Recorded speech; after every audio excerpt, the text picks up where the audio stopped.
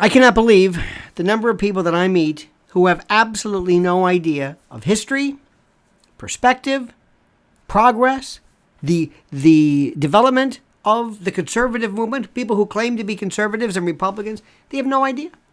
No earthly idea of where this come from, where it goes, where it happens, where any of this fits in today. It never ceases to amaze me. Now, I'm not a Republican. I'm a part of no political party whatsoever. But I do believe in one thing, and that's simply this. This country, as we speak right now, is under attack. And we can talk about, is it from the left? I say no. Is it the Democrats? I say no. Is it progressives? No. No. Liberals? No. No. The group of people who currently reside in the Democratic Party are individuals who themselves never signed on to this, never had anything to do with this, never agreed or countenanced the free fall collapse of our beloved republic. No. Never.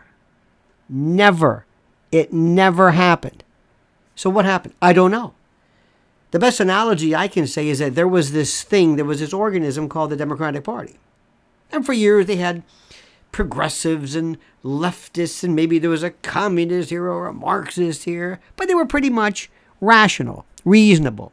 We might disagree as far as, economics, tax and spend, or programs, entitlements, or whatever. Sometimes even crime, sometimes certain social programs, abortion, right to life, whatever it is. But for the most part, really nothing seemingly out of this world lunatic until recently, until a virus, some type of a parasite, some form of zombie, some vampire bit it and forever took over the inner goings on, the inner circle, the inner aspects of this party. And everything changed drastically, to the point where it's unrecognizable. Completely. And what we're seeing today is something that appears to be the Democratic Party, but it's not. Enter the conservatives. The only organized group of people under the party affiliation of the GOP, theoretically one and the same, but not really. And what you're having right now is you have a reaction. You don't have shock troops. You have reaction teams. You don't have people that go out. You don't have guerrilla warfare. They don't go out and formulate and contract and construct and orchestrate new platforms and the like to be utilized. Oh, no. What they do is they react. But they react usually on Fox News or on their other subsidiary programs. They react in Twitter. They react in slamming the GIFs. But that's it. GIFs and memes and that's it. And when you go to the younger iterations of this, and I've seen this recently, when you say, do you understand where this goes? You realize they have no particular idea how this thing works. Who are these people?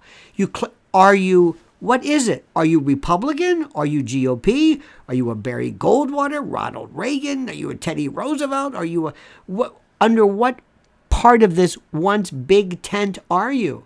You don't know. What is your goal? What is your worldview? You have Trump acolytes. You have fans.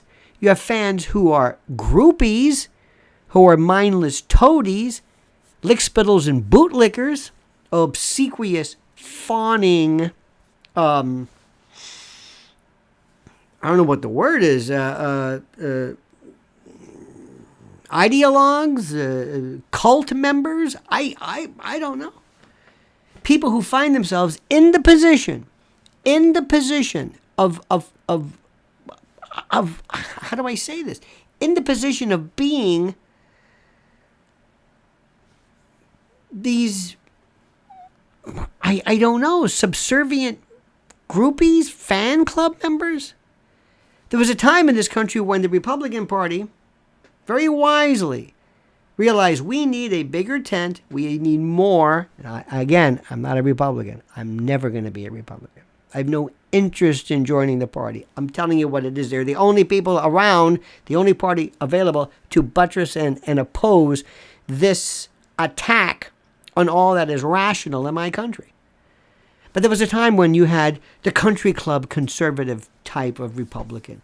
No big deal, low taxes, not, social, moderate, fiscal conservative, whatever. And then later on, things changed. There were people who believed they thought the Second Amendment was being catered to. The Second Amendment wasn't a part of any type of national saving. And so he brought those in. You said, come on, join the Republicans. Then the Libertarians, come on in. Tea Partiers, come on in. Constitutionalists, low tax, come on in. Libertarians, come on in. Moral majority, Christian right, come on in. That was Reagan, and before that, come on in. Southern strategy, bad example, but it happened. The Dixiecrat move, you know how that is. That's a reality. Whether you like it or not, it happened. So this tent was huge. In the 80s, it was all conservative. Everything, media, talk radio, Rush Limbaugh, Ronald Reagan. It was it. The left was just this sniveling, incompetent group of nobodies. These nothing, vacuous, vapid, insipid, void, vacant, little nothing.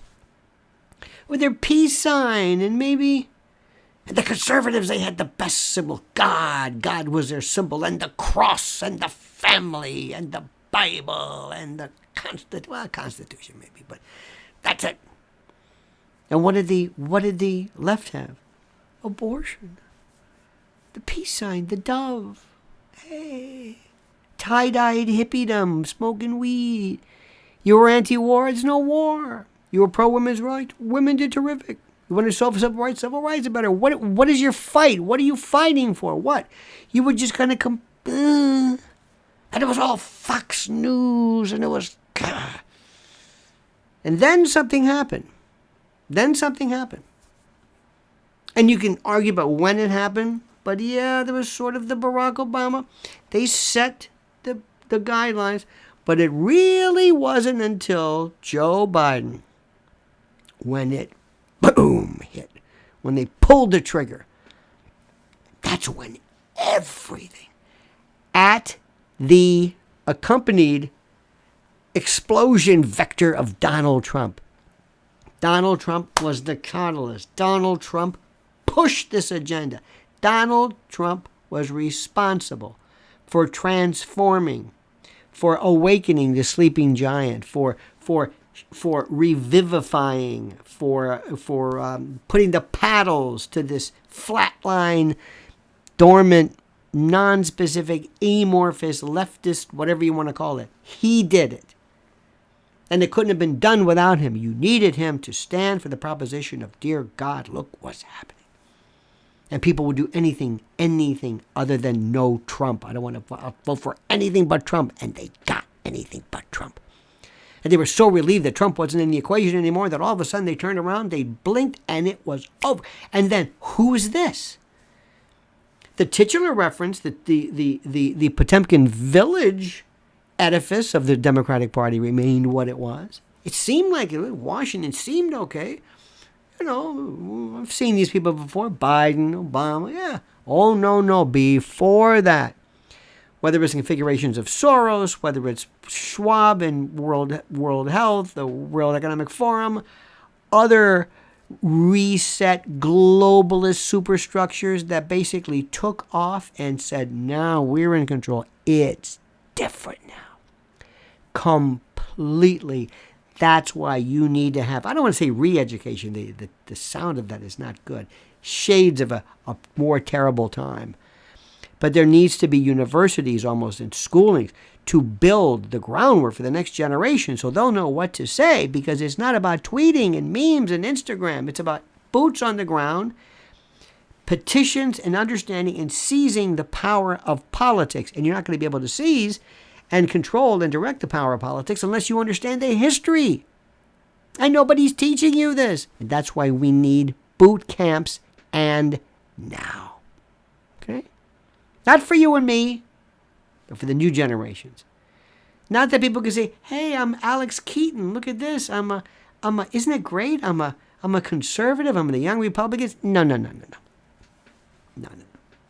That's titular nonsense. That's surface level synthetic veneer. We don't need that. Nobody needs that. We need people who understand the theory, the ideas, the ideations, the principles. Okay? Okay. All right, my friends, or friends, or fiends for that matter. Please like this video, subscribe to the channel, hit that little bell and notification so you'll be alerted as a new videos and the like, and comment as you see fit.